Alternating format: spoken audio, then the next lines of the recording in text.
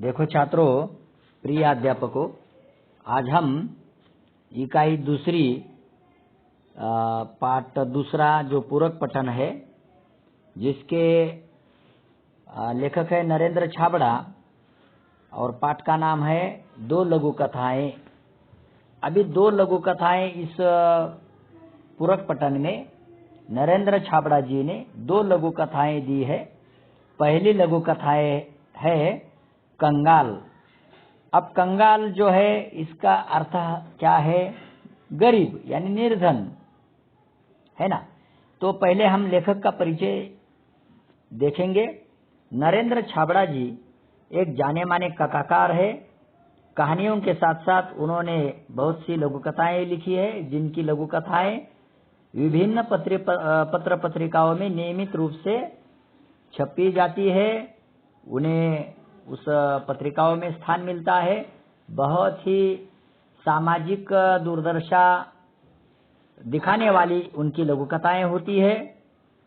अब उनकी जो प्रमुख कृतियां हैं, मेरी चुनिंदा लघु कथाएं, और इस गद्य संबंधी यहाँ दो लघु कथाएं दी गई है। प्रथम लघु कथा में लेखक ने यह दर्शाया है कि जब हम बड़ी बड़ी दुकानों में, मॉल होटलों में जाते हैं तो कोई मोल भाव नहीं करते, चुपचाप पैसे देते हैं और सामान ले चले जाते हैं। इसके उलट जब हम रेहड़ी वालों, फेरी वालों से सामान खरीदते हैं तो मोल भाव करते हैं। इस सोच से हमें बचना चाहिए, है ना। तो और दूसरी लघु कथा में लेखक ने रिश्वतखोरी, भ्रष्टाचार पर करारा व्यंग किया है। यहाँ लेखक ने दर्शाया है कि सत्य का पालन ही लक्ष्य तक पहुंचने में सहायक होता है। अब देखो, जो इस दो लघु कथाएं में पहली जो लघु कथा है कंगाल, कंगाल यानी निर्धन, गरीब, तो हम उसकी जानकारी पहले देखेंगे। तो हम देखो पाठ की ओर जाएंगे, जो कि स्क्रीन पर दिखाई दे रहा है। देखो, हम उस भाग को पढ़ने जा रहे हैं। देखेंगे कंगाल, ये पहली लघु कथा। इस वर्ष पड़ी भीषण गर्मी पड़ रही थी। दिन तो अंगारे से तपे रहते ही थे। रातों में भी लू और उमस से चैन नहीं मिलता था। सोचा इस लिजलिजे और घुटन भरे मौसम से राहत पाने के लिए कुछ दिन पहाड़ों पर बिता आए। देखो, यहाँ जो थोड़े से कठिन शब्दार्थ है उसकी हम जानकारी देखेंगे। भीषण यानी भयानक, है ना, डरावनी गर्मी, और तपे यानी तपी हुई वायु का झोंका, जिसे हम लू यानी झोंका, उमस यानी गर्मी, है ना। तो हवा न चलने की जो मालूम होती है वो गर्मी, यानी उसे उमस कहते हैं। लिजलिजा यानी अशोभनीय, है ना, और घुटन भरा यानी सांस लेने में कठिनाई की स्थिति। देखो, लेखक जैसे कि मौसम तीन प्रकार के होते हैं। एक जाड़े का मौसम होता है, दूसरा बरसात का मौसम होता है, तीसरा धूपकाले का मौसम होता है। तो इस धूपकाले के मौसम में बहुत भीषण यानी डरावनी गर्मी पड़ी थी, और लेखक और चारों तरफ वातावरण बहुत ही गर्मी का महसूस हो गया था। ऐसे दिन लग रहा था कि जैसे धूपकाले के दिन में चाहे 10 बजे ही इतनी भीषण और तेज गर्मी पड़ती है, दिन ऐसा लगता है आग के जैसे अंगारे महसूस होने लगते हैं, है ना।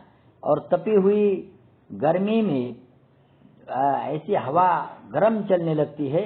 चाहे हम कूलर लगा ले, फैन लगा ले, तो हमें ऐसा लगता है कि उसकी भी हवा, है ना, गर्मी महसूस करती है, गर्म हवा चलने लगती है, चलती है। तो रातों में भी यानी कि 10-11 बजे तक हमें ऐसे लू यानी कि हवा के झोंके भी गर्म, है ना, तपी हुई हवा लगने लगती है। हमें चैन नहीं आती, सुकून नहीं मिलता उस गर्मी से। तो लेखक ऐसे अशोभनीय यानी कि बेढंगे वातावरण से बहुत ही तंग आ चुका और उन्हें लगने लगा कि चलो ऐसे घुटन भरे मौसम से हम क्या करेंगे, थोड़ा अपना वातावरण बदल देंगे। चलो उस गर्मी यानी लू के झोंके से बचने के लिए चलो पर्वतीय स्थल पर जाएंगे, वहां पर्वतीय स्थल पर क्या होता है, चारों तरफ वातावरण हरियाली हरियाली दिखाई देता है और उसे राहत पाने के लिए, है ना, राहत यानी आराम, उसे राहत पाने के लिए हम कुछ दिन क्या करें, पहाड़ों पर बिताए, ताकि वहां ठंडा वातावरण रहता है, ठंडक मिलती है, चारों तरफ हरियाली हरियाली दिखाई देती है, जैसे कि ऊटी है, शिमला है ना, महाबलेश्वर है, माथेरान है। तो धूपकाले के मौसम में वहां लोग क्या करते हैं, घूमने फिरने के लिए आते हैं ताकि हमें सुकून महसूस हो। और इसमें देखो लेखक को भी लगने लगा कि ऐसे घुटन भरे मौसम से हम क्या करें, थोड़ा वातावरण बदल ले और राहत पाने के लिए पहाड़ों पर जाए, जहां हमें अच्छा लगे, हमें सुकून मिले, शांति मिले। इसके लिए लेखक वहां जाता है। अब देखो आगे, अगले सप्ताह ही पर्वतीय स्थल की यात्रा पर निकल पड़े। 2-3 दिनों में ही मन में सुकून सा महसूस होने लगा था। वहां का प्राकृतिक सौंदर्य, हरे भरे पहाड़, गर्व से सीना ताने खड़े दीर्घता सिद्ध करते वृक्ष, पहाड़ों की नीरव में हल्का सा शोर कर अपना अस्तित्व सिद्ध करते झरने मन बदलाव के लिए पर्याप्त थे। देखो यहाँ लेखक अगले ही सप्ताह में पर्वतीय स्थल की यात्रा करने के लिए निकल पड़े और वहां जो पर्वतीय स्थल का वातावरण होता है ना, जैसे हम देखते हैं कि कश्मीर में वातावरण कैसा है, यानी कि धूपकाले के मौसम में भी जाए हमारे यहाँ तपन महसूस होती है, लेकिन ऊटी हो, शिमला हो, है ना, चाहे महाबलेश्वर हो, माथेरान हो,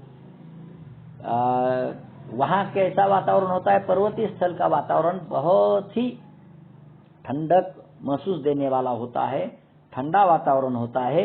और लेखक को लगा कि अरे चलो घूम कर आएंगे, थोड़ा सा हफ्ते 2 हफ्ते वहां रहेंगे, है ना, चाहे गोवा में हम जाते हैं, सागर किनारे जाते हैं, वहां का वातावरण बहुत ही ठंडक देने वाला होता है। तो 2-3 दिनों में ही सुकून सा महसूस होने लगा, लेखक को शांति मिल गई, क्योंकि ऐसे तपन भरे वातावरण में लेखक वहां जाकर 2-3 दिनों में ही अपने आप को अच्छा महसूस करने लगे। तो क्योंकि वहां पर्वतीय स्थल का वातावरण ही झील होता है, झरने होते हैं, है ना, कलकल नदी के पानी का आवाज, है ना, जल बहने लगता है। तो वहां का जो प्राकृतिक स्थल का नजारा देखकर, वहां के प्राकृतिक सौंदर्य और हरे भरे पेड़ को देखकर, है ना, वो कैसे सीना ताने खड़े, ऐसा दिया है। तो वहां का पूरा वातावरण देखकर, प्राकृतिक वहां के स्थल की जानकारी पाकर लेखक अपने आप को बहुत ही अच्छा महसूस करने लगे हैं। और वहां के पहाड़ जो है गर्व से सीना ताने खड़े हैं, क्योंकि पहाड़ों का वातावरण ऐसे भागों का बहुत ही सुंदर होता है ना, चारों तरफ हरियाली हरियाली दिखाई देती है, पेड़ हरे भरे होते हैं, जैसे सीना ताने खड़े होते हैं। वो अपनी दीर्घता सिद्ध करते हैं। जैसे कि हम देखेंगे, उदाहरण के तौर पर हमारे सैनिक सीमा पर सीना ताना खड़े होते हैं, चाहे कोई भी दुश्मन हमारे सामने, उनके सामने दिखाई दिया, है ना, तो उन्हें छोड़ नहीं पाते, अपने सीमा का रक्षण करने के लिए वो सीना ताने खड़े रहते हैं और अपनी ड्यूटी निभाते हैं। वैसे वृक्ष, पहाड़ों पर जो वृक्ष दिखाई देते हैं वो अपनी दीर्घता सिद्ध करते हैं, है ना, और पहाड़ों की नीरवता में हल्का सा शोर कर अपना अस्तित्व सिद्ध करते हैं झरने। देखो, नीरव यानी कि भयानक शांतता वहां दिखाई देती है, कोई ऐसे लबालब आवाज दिखाई नहीं देती। लेकिन झरने जो है उस इलाके में, उस दरिया में, जहाँ दोनों तरफ से पर्वत और बीच में से जो छोटी है ना नदी, जिसको हम झरना कहेंगे, उसके कलकल आवाज, यानी कि अपना थोड़ा सा शोर करते हुए अपना अस्तित्व सिद्ध करते हैं वहाँ कि हम भी है। और वहाँ लेखक घूमने के लिए गए हैं और वहाँ का जो झरनों का आवाज है, कलकल बहती जो नदी है छोटी सी, तो उसके अस्तित्व को देखकर लेखक के मन बदलने लगे, है ना, मन में बदलाव आया। और यहाँ का पूरा वातावरण है ना, जैसे पशु होते हैं, पक्षी होते हैं, और उसके साथ साथ झरने होते हैं, पर्वतीय स्थल दिखाई देते हैं, वहाँ पेड़ पौधे होते हैं। इन सभी वातावरणों को देखकर, नीरव शांतता को देखकर, उस नीरवता को देखकर लेखक का मन बदल गया और अपने आप को बहुत ही अच्छी शांति महसूस करने लगे, अच्छा सुकून पाने लगे। और लेखक को लगा, अरे यार देखो, लोग इसलिए तो यहाँ घूमने फिरने के लिए आते हैं, है ना, और वहाँ देखो कैसी गर्मी है, कैसी तपन महसूस होती है। और यहाँ देखो, है ना, पर्वतीय स्थल के कारण, जैसे कश्मीर में देखो, है ना, वहाँ का वातावरण धूप में भी कैसा दिखाई देता है, ठंडा, बर्फ गिरती है। और चाहे माउंट आबू में भी वातावरण बहुत ही सुंदर होता है, प्राकृतिक दिखाई देता है, तो हजारों लोग वहाँ घूमने फिरने के लिए आते हैं, है ना। तो ये जो बात है, प्राकृतिक स्थलों के कारण, वहाँ के वातावरण के कारण लेखक का मन बदलाव महसूस होने लगा। लेखक का मन बदल गया, अपने आप को धन्य समझने लगे। आगे देखिए, उस दिन शाम के वक्त झील किनारे टहल रहे थे। टहलना यानी घूमना फिरना, है ना। तो एक भुट्टे वाला आया और बोला, साहब भुट्टा लेंगे? गरम गरम भून कर मसाला लगा कर दूंगा। सहज ही पूछ लिया, कितने का है? 5 रुपए का। क्या 5 रुपए में एक भुट्टा? हमारे शहर में तो 2 रुपए में एक मिलता है, तुम 3 ले लो। देखो, यानी कि जब लेखक उस प्राकृतिक स्थल में, पर्वतीय स्थल पर घूमने के लिए गए थे, और उस दिन शाम झील के किनारे टहलते टहलते लेखक के पास एक भुट्टे वाला आया। देखो, ये खोमचे वाले, रेहड़ी वाले, भुट्टे वाला, देखो जो सब्जी वाले होते हैं, है ना, शहरों में। तो जैसे लेखक के पास एक भुट्टे वाला आया और उन्होंने कहा कि साहब भुट्टा लेंगे, है ना, तो गरम गरम भून कर मसाला लगा कर दूंगा। सहजी भाव से लेखक ने पूछा, कितने का है? तो 5 रुपए का। यानी कि 5 रुपए कोई बड़ी कीमत नहीं है, क्योंकि ऐसे प्राकृतिक स्थल में, पर्वतीय स्थल में, है ना, अपना पूरा परिवार छोड़कर वहाँ अपना व्यवसाय करने के लिए ऐसे खोमचे वाले, है ना, लोग आते हैं, फेरी वाले लोग इधर उधर अपना व्यवसाय करते हैं। लेकिन लेखक को 5 रुपए कीमत, है ना, ज्यादा लगने लगी। देखो, तो क्या 5 रुपए में एक भुट्टा? हमारे शहर में तो 2 रुपए को एक मिलता है, तुम 3 ले लो। इसका मतलब लेखक का कहने का है कि जैसे खोमचे वाले, फेरी वाले, छोटे छोटे व्यावसायिक, है ना, जब उनसे हम चीज लेने की कोशिश करते हैं तो मोल भाव करते हैं कि नहीं? मोल भाव करते हैं। जैसे किसान सब्जी लेकर बाजार में जाता है तो लोग उनका मोल भाव करते हैं। 10 रुपए पावशेर अगर वो कह रहा है, चाहे करेला हो, चाहे भिंडी हो, गवार हो, है ना, तो ये क्या करते हैं, हम मोल भाव करते हैं।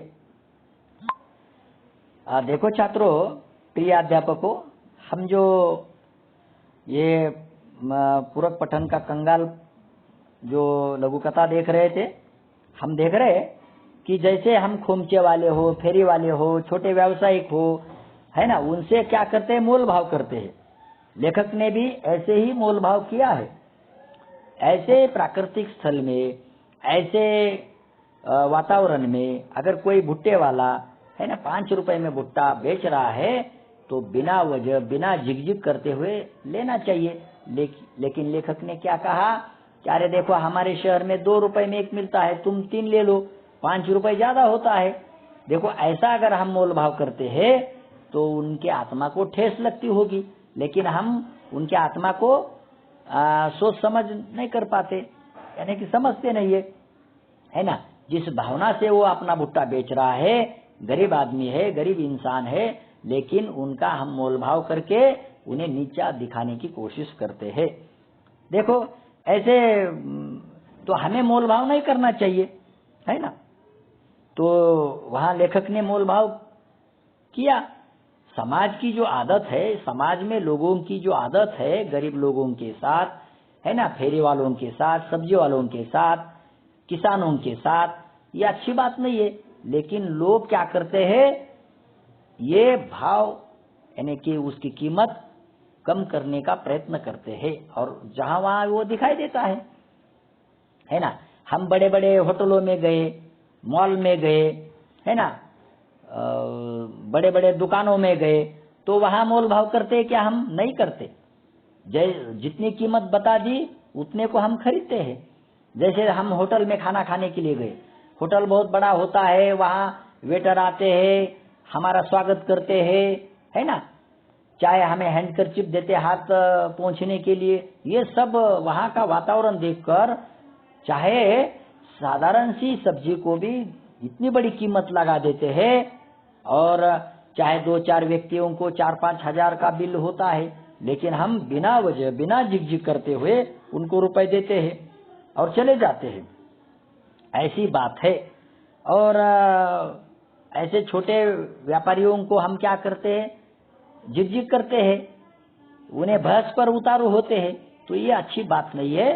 तो हमें उनके भी व्यवसाय को देखना चाहिए, उनका भी पेट को देखना चाहिए। यानी कि वो सही अगर वो कीमत बता देता है तो कोई बहस न करते हुए वो चीज, वो वस्तु खरीदनी चाहिए। तो लेखक वहां मोलभाव करने लगे हैं। आगे देखो क्या, नहीं साहब, 5 रुपए 5 से कम तो नहीं मिलेगा, तो रहने दो। हम आगे बढ़ गए, एकाएक पैर ठिठक गए और मन में विचार उठा कि हमारे जैसे लोग पहाड़ों पर घूमने का शौक रखते हैं, हजारों रुपए खर्च करते हैं। देखो, यानी कि वो खोमचे वाले ने कहा कि नहीं साहब, वो भुट्टे वाले ने कहा कि नहीं साहब, 5 रुपए से कम तो नहीं मिलेगा, क्योंकि ऐसे शाम का वक्त है ना। वो अपने पेट के लिए, पापी पेट का सवाल है, अपने पेट के लिए वो देखो वहां भुट्टे बेचने की कोशिश कर रहा है, और वहां थोड़े से रुपए पाने की कोशिश कर रहा है परिवार चलाने के लिए। लेकिन हम क्या करते हैं, इतने बड़े बड़े वहां पर्वतीय स्थल देखने के लिए आए हैं, टूर पर लोग जाते हैं, कहीं किला देखने के लिए, कहीं दुर्ग देखने के लिए, लेकिन वहां हम क्या करते हैं, ऐसे लोगों के साथ बहस करते हैं, और कभी कभी झगड़े पर भी उतारू हो जाते हैं। कभी कभी ऐसे झगड़े पर भी उतारू हो जाते हैं, लेकिन ये अच्छी बात नहीं है। लेखक के मन में प्रकाश पड़ गया, अरे देखो, ये साधारण किस्म का आदमी है, गरीब आदमी है, निर्धन आदमी है, बेचारा अपना पेट पाल रहा है उस भुट्टे से, तो मुझे उनके साथ ऐसा दुर्व्यवहार नहीं करना चाहिए था। तो लेखक के मन में अचानक, देखो, जो लेखक ने भुट्टा, है ना, कैंसिल कर दिया था, यानी कि नहीं लिया था, फिर उनके मन में एक अजीब सी बात जाग गई और उस गरीब के प्रति संवेदना बढ़ गई। अरे देखो, मैंने उसके साथ दुर्व्यवहार किया, बुरा व्यवहार किया, उनके मन को ठेस लगी होगी। ऐसा सोचते हुए लेखक फिर उस भुट्टे वाले के पास जाने की कोशिश करते हैं। एकाएक पैर ठिठक गए और मन में विचार उठा कि देखो हमारे जैसे लोग पहाड़ों पर घूमने का शौक रखते हैं, हजारों रुपए खर्च करते हैं, अच्छे होटलों में रुकते हैं, जो बड़ी दुकानों में बिना दाम पूछे खर्च करते हैं, पर गरीब से 2 रुपए के लिए झिकझिक करते हैं। देखो कितने कंगाल है हम। देखो बड़े बड़े होटलों में जाते हैं, रिसोर्ट में जाते हैं, घूमने फिरने के लिए जो लोग आते हैं वहां रुकते हैं कुछ दिनों के लिए, लेकिन वहां हम क्या करते हैं, किसी भी चीज के बारे में मोल भाव नहीं करते, क्योंकि हमारी इज्जत का सवाल होता है। अगर हम मोल भाव करते हैं तो हमें लगता है अरे देखो परिवार के सामने वो हमारी इज्जत मिट्टी में मिल जाएगी, और देखो उन्होंने जो दिया है वही हम क्या करेंगे, स्वीकार कर देंगे। देखो और एकाएक इस ऐसा करते हैं, और एकाएक देखो लेखक को लगता है कि अरे देखो ये अच्छी बात मुझसे नहीं हो गई है उस भुट्टे वाले के साथ, और लेखक का मन बदल जाता है। तो हमें लेखक ने क्या किया है, अच्छे होटलों के मॉल की और देखो दुकानों की बात कहकर हमारे आंखें देखो उजागर करने की कोशिश की है, हमारे आंखों में अंजन डालने की कोशिश की है। देखो क्यों, क्योंकि आज ऐसे लोग गरीबों के साथ झिकझिक करते हैं, है ना, बिना वजह बहस करने लगते हैं, उनके साथ साथ झगड़े करने की भी बात करते हैं। देखो ये अच्छी बात नहीं है ना। जैसे दुकानों में क्या होता है, बड़े दुकानों में अनेक चीजें करीने से रखी जाती है, जैसे साबुन हो, है ना, चाहे कोई चीजें हो, और उनका हम मोल भाव करते हैं क्या, उसकी कीमत लगाते हैं क्या, नहीं है। यानी कि उन्होंने कह दिया कि इतना है, हम देते हैं, चले जाते हैं। क्यों, क्योंकि वहां बहस की कोई गुंजाइश ही नहीं करते। तो इस बात को, इस हमारे टेंडेंसी को बदलना चाहिए। लेकिन हम किसके साथ ये टेंडेंसी बना लेते हैं, हमारी सोच, टेंडेंसी यानी हमारी सोच गरीब लोगों के साथ बना लेते हैं और उसके साथ हम बहस करते हैं। तो ये सोच बदलनी चाहिए। लेखक को लगता है कि ये सोच बदलनी चाहिए, और झिकझिक पर जो हम उतारू होते हैं सामान्य बात पर, वो नहीं होनी चाहिए, नहीं करनी चाहिए। देखो क्योंकि ऐसे जो छोटे व्यापारी होते हैं, खुमचे वाले होते हैं, सब्जी वाले होते हैं, वो गरीब होते हैं, वहाँ हमारी इज्जत का सवाल रहता है, तो हम क्या करते, उनके साथ मोल भाव करते। तो ये अच्छी बात नहीं है, लेखक को लगता है। तो इसीलिए हम ही उनके साथ कंगाल बने होते हैं, हम ही उनके साथ गरीब होते हैं।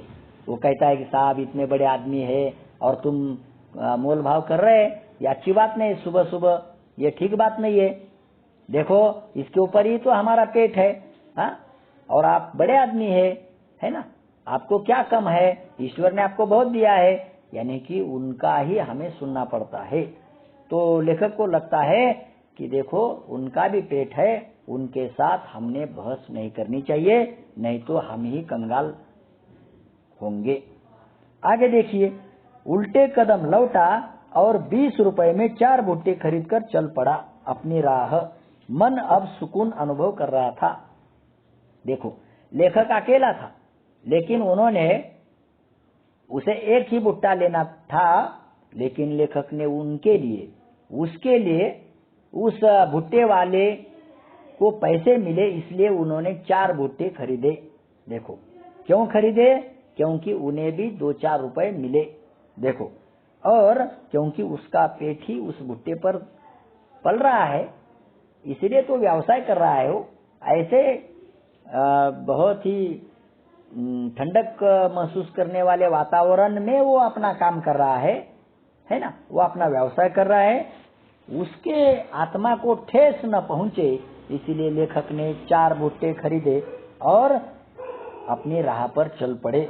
और लेखक के मन को जब उन्होंने 4 भुट्टे खरीदे तो उन्हें सुकून सा अनुभव होने लगा, उन्हें शांति मिली। देखो मैंने अभी उनके मन को जानकर अच्छा काम किया है, ऐसा लगने लगा। तो समाज में हमें ऐसे लोगों के साथ कभी भी बुरा बर्ताव नहीं करना चाहिए, बल्कि उनके आत्मा को ठेस न लगे, ऐसा व्यवहार नहीं करना चाहिए। ठीक है, वो कहता है कि 10 रुपए पाव सब्जी है तो हमें कोई झिझक न करते हुए लेनी चाहिए, ताकि उनका पेट उसके ऊपर होता है, पेट के लिए वो अपना है ना व्यवसाय करता है। हमारा व्यवहार उनके गरीबों के प्रति अच्छा होना चाहिए। इस लघुकथा से है ना हम ही कंगाल बन जाते हैं अगर हम बहस पर उतारू हो जाते हैं। तो लेखक ने इस लघुकथा के माध्यम से समाज के प्रति, गरीबों के प्रति जो हमारा दुर्व्यवहार कभी कभी बनता है तो वो दिखाने की कोशिश की है। धन्यवाद।